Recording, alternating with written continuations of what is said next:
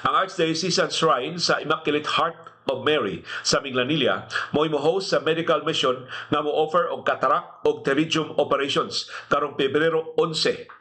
Karong Miyerkules na ni. Ang screening ipahigayon sa samang adlaw magsugod alas 8 sa buntag. Dunay bayranan, dili libre. Dunay bayranan nga 3,500 pesos pero para ra ni sa cost sa lens o sa medicines. So ang voluntaryo mga doktor dili magpabayad sa ilang kahanas, sa ilang katakos sa pagpangopera sa inyong mga mata. So, minimal kayo bayranan nga 3,500 pesos para sa lenses o sa medicines.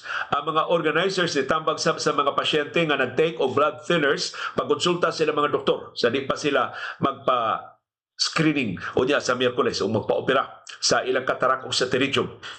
Dunay 600 slots nga available. Ini mong kalihukan. So first come, first serve kini. Dunay nang hangyo, mahimo pa kung sila maka-pre-register, dili.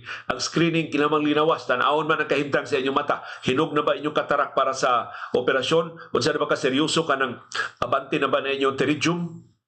Aron na mo-qualify mo sa operasyon.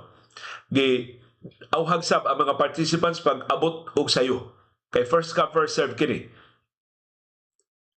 Ang mga manambong giauhag sa pagda sa ilang kaugalingong drinking water kay posibleng tibok adlaw mo dito magpabilin sa inyong turno or ugpada sa mo siyang pagkaon aron di na mo diin og pangitag kakan-an dito sa Minglanilla. Although daghang kan-anan diha sa Minglanilla pero di na mo magawas-gawas mahasol na sa mong lakaw-lakaw pagdana na mo pagkaon og tubig nga mainom aron nga siguro jud mo maka-avail ining operasyon sa katarak o sa pterygium.